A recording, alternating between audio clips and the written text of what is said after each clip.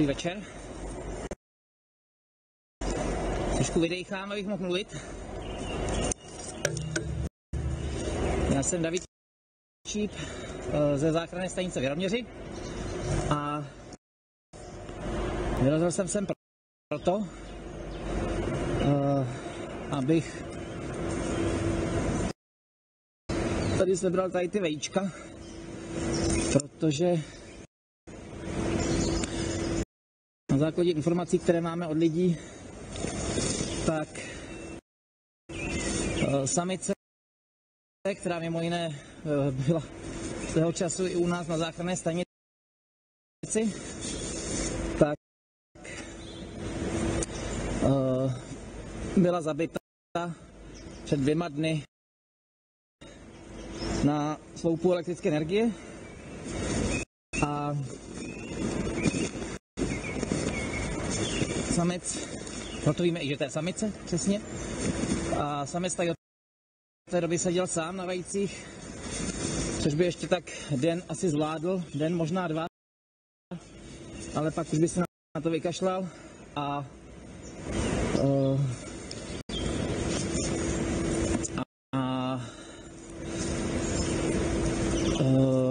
přiletěl by,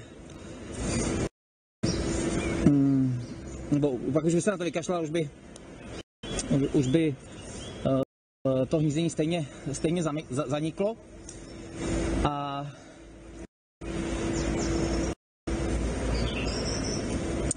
takže jsme se rozhodli zasáhnout. Ty vajíčka půjdou k nám do líhně.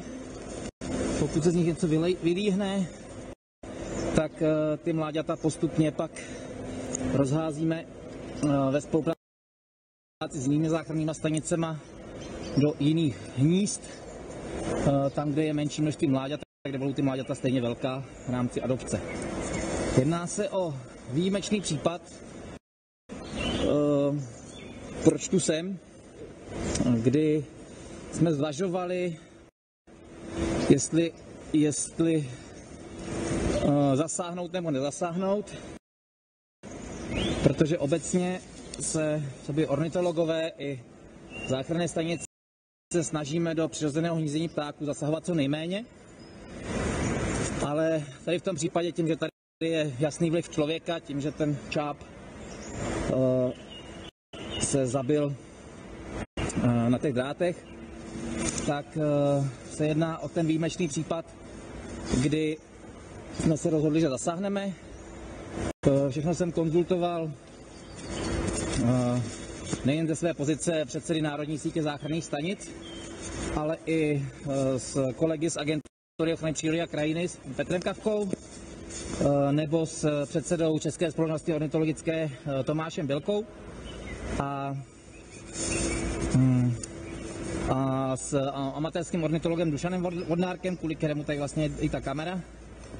A dohodli jsme se, že tady to řešení v tomto případě je vhodné, ale spíš jenom jako výjimka potvrzující pravidlo. Pokud by se tomu čápovi stalo něco z přirozených příčin, tak bychom do toho nezasahovali a nechali to na přírodě, protože ta příroda prostě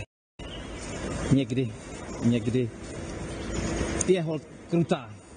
A je fajn, že si jako lidé tady toho všímáte, že se tomu věnujete a že o to máte starost, o to, co se děje v té přírodě. Komplikace. Ale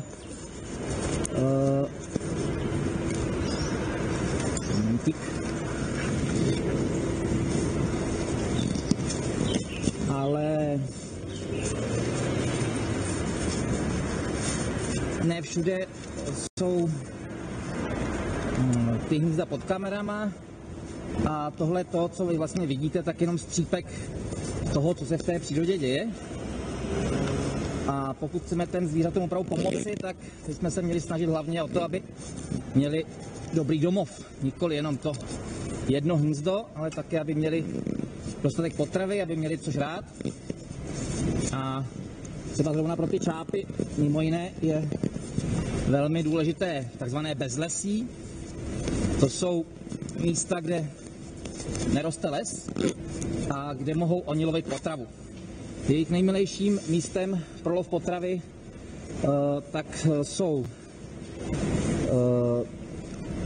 jsou mokřadní louky a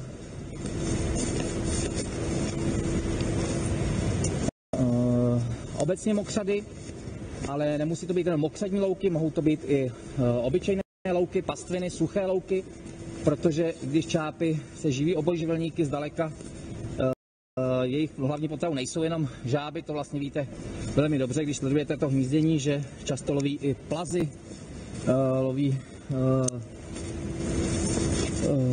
hraboše, všechno možné a tady tu potravu hledají na těch otevřených bezlesých místech. A lidé si dneska myslí, že to nejcennější v té přírodě, co máme, tak je les, ale není tomu tak. Lesy jsou velmi důležité, ale právě i to bezlesí je nejen velmi důležité pro čápy, ale i také velmi ohrožené. Je ohroženější třeba než dnešné pralesy. My sami se, co by záchranná stanice nebo skupina Jaro, věnujeme snaze o ochraně pralesů. Máme přímo i lidi, kteří pracují na záchraně pralesů, ale také se právě věnujeme i ochraně toho bezlesí, protože je to velmi důležité. To je všechno. Mějte se hezky, já letím s čápama do Líhně, nebo s vajícema do Líhně, ať nám nezastydnou. A děkuji za vaši pozornost a děkuji, že to hlídáte. Mějte se krásně a dobrý večer, dobrou noc.